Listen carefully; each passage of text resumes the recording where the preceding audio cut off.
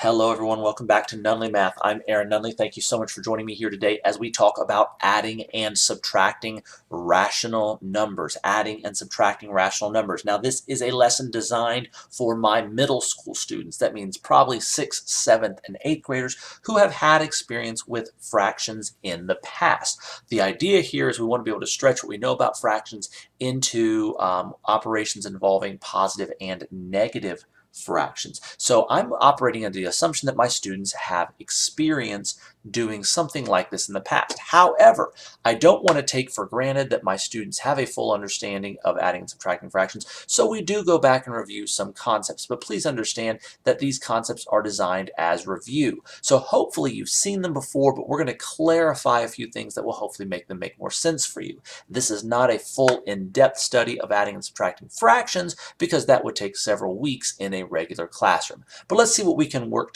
through today. We do have a lot to cover, so let's get rolling.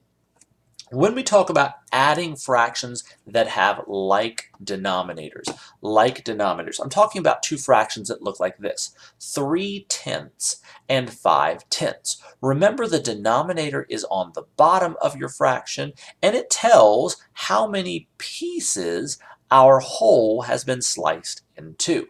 So when I have a denominator of 10, I'm saying take an object and divide it into 10 equal size pieces. That's the job of the denominator. It tells you how big the pieces are compared to the whole. The numerator, on the other hand, or that top number, tells you how many of those pieces that I have. So when I say the fraction 3/10, I'm saying I have something that's split into 10 pieces, and I have 3 of those pieces. Notice you have 1, 2, 3/10 shaded blue. I'm going to be combining that with 5/10. So I have 5 more pieces out of the 10 that are shaded green. Notice the blue represents 3 of the 10. 5/10 represents 5 of the 10. So if I combine the blue with the green, or add 1, 2, 3 plus 1, 2, 3, 4, 5, I end up with 8/10. 8/10 is our fraction. Now, 8/10 does simplify, but we're not going to talk about that just yet. We're going to move on and do another example. I want to make sure we have this idea of adding like denominators first. Notice this one says 2/7 plus 4/7. The denominator is 7s, which means whatever object I have has been cut into 7 equal size pieces. The first fraction says out of those 7s, I have 2 of them. The second fraction says out of those 7, I have 4 of them. So I have 2/7 of the whole thing are blue. I have 4/7 of the whole thing are green. If I said to you, what fraction of the entire object is colored, you would say 6 out of 7. 6 out of 7 have a color. 1, 2, 3, 4, 5, 6. It takes 7 pieces to make a whole. That's your denominator. You have 6 of those colored in, which is your numerator. Now, if you look at this fraction plus this fraction and realize that it equals 8/10, hopefully you've noticed something about where that solution comes from. Same thing over here. If I have 2/7 plus 4/7 and I end up with 6/7, hopefully you notice something about where that solution comes from. Did you get it? Well, when we add fractions, and the fractions have like denominators, meaning the pieces are the same size, all we have to do is add how many pieces we have. 3 plus 5 equals 8. 2 plus 4 equals 6. Notice the denominator stays the same because we have not changed the size of the pieces. We have not changed how many pieces it takes to make a whole. The pieces, or the whole, is still cut into 7 pieces, but when I combine those, I have 6 of them. Hopefully that doesn't seem too bad, because I can use that same idea when I'm subtracting with like denominators. If I have 4/5 of something, it means that I have an object that's cut into 5 equal sized parts, that's the denominator, and I have 4 of those pieces. In this case, 4 of the 5 are shaded blue. That's 4/5.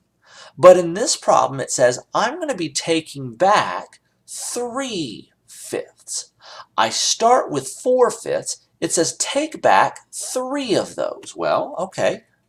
I take back 1, 2, 3. I take back these 3, and what's left over? 1/5. I started with 4/5, or 4 out of 5. I take back 3 of them. I'm left with 1. Over here, let's do something similar. I have an object that's cut into 15ths. There's 11 15ths. 11 of them are shaded in. This says take back 5. Well, that's 1, 2, 3, 4. I take back 5 of them. How many do I still have? 6 15ths. So if I have 4/5 minus 3/5, and that leaves me with 1/5, and I have 11 15ths, take back 5 15ths, and I end up with 6 15ths, look at what these two problems have in common. I've subtracted the numerator. 4 minus 3 is 1. 11 minus 5 is 6. But in both cases, the denominator has stayed the same because the size of the pieces has not changed. This is still cut into fifths. I just have 1 left. This is still cut into 15ths. I just have 6 remaining. We subtract the numerators and keep the denominators. Now, most students find this part not to be too terribly overwhelming. So what I'm going to suggest to you is that you try these next few on your own, that you try and work it out. Pause the video, try and work it out, and then start the video to see what I come up with. If we have the same thing, then you're going to want to go on and try the next one. If what I have is different from you, you may want to go back and rewatch portions of the video. There again, feel free to skim through this portion of the video as much as you like based on your level of comfort. Notice the first one I have is negative 2/5 plus 3/5. Now, I've introduced a negative sign this time, but notice I still have like denominators. Our rule says take the numerators and add them together. Negative 2 plus 3 makes 1/5. Notice I add the numerators and I keep the denominator. Pause the video and try this. Negative 8/13 plus negative 2/13. The rule is add the numerators, keep the denominators. And you end up here. Negative 6/15 plus 3/5. Negative 6/15 plus 3/5. I add the numerators, keep the denominator. This is negative 3/15. And negative 3/15 does simplify to negative 1/5. Now, I've not spent any time talking about simplifying fractions. I'm going to assume for now that you are able to do that. If that's a struggle for you, certainly you're going to want to go back and watch a video on simplifying fractions. Now, here's one that some people find to be a little bit more difficult. 4 2/9 plus negative 7/9. There are a lot of different methods people try and use when dealing with mixed numbers. My general rule of thumb is that mixed numbers tend to be more difficult to work with. So what I'm going to do is I'm just going to change that 4 2/9 into 38/9, or an improper fraction. Now, this lesson isn't on improper fractions, but just very quickly let me remind you, if I have 4 wholes and I were to take these 4 wholes and cut those into 9ths, 4 wholes cut into 9ths means each of them will have 9 pieces for a total of 36. You have 2 more, that makes 38, so you come up with 38/9. Now I can treat this just like the others. 38/9 plus negative 7/9. 38 plus negative 7 is 31/15. Notice this is an improper fraction. I can turn this into a mixed number by saying If I have 31 pieces and it takes 15 to make a whole, that's enough for me to make 2 wholes with 1 piece left over. So the answer would be 2 1/5. Again, I don't want to belabor this. I'm going to assume for now that this is comfortable for you. If you struggle with this, certainly you're going to want to go back and watch a video on that. Let's try some subtraction.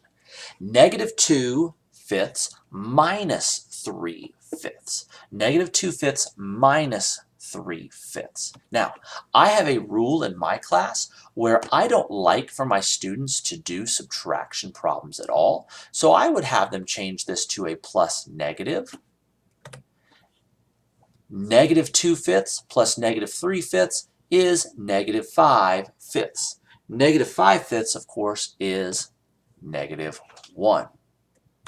Again, -8/13 minus -2. Once we start dealing with integer values, I tend to not allow my students to subtract. I would have them rewrite this as an addition problem. Remember, subtraction is the same as adding the opposite. I change this to addition. -2's opposite is +2. If this part is confusing, you're going to want to go back and watch the subtracting integers lesson and work from there. Add the numerators, keep the denominator. Here's one for you. -6/15 minus 3/15. I'm going to change this to adding the opposite. This becomes plus -3. Add the numerators, keep the denominators. Notice -9/15 does simplify to -3/5. Notice I have a mixed number here in addition to subtraction. I'm going to change this subtraction into an addition problem by adding the opposite. So this is 4 2/9 plus 7/9. Now ordinarily I would go ahead and turn this into an improper fraction. Notice over here I turned it into 38/9, but I did notice something over here. 2/9 plus 7/9 makes 9/9 or 1 whole. So I can very easily just make this 4 plus 1 whole and make it into a 5. Now, I don't want this video to get too awfully long, so what I'm going to do is I'm going to stop here for this video, and then we're going to do a part B for this where we look at adding and subtraction rational numbers when the denominators are different. That's a much more challenging process. Hopefully this has been helpful to you. I do appreciate you taking the time to watch. As always, please leave us a comment in the comment section. Make sure you turn on your notifications so that you can receive updates as to when we put these on. Obviously, that means you're going to have to like and subscribe if you want to keep up with what we're doing. As always, thank you so much. You guys take care of yourselves. Bye-bye.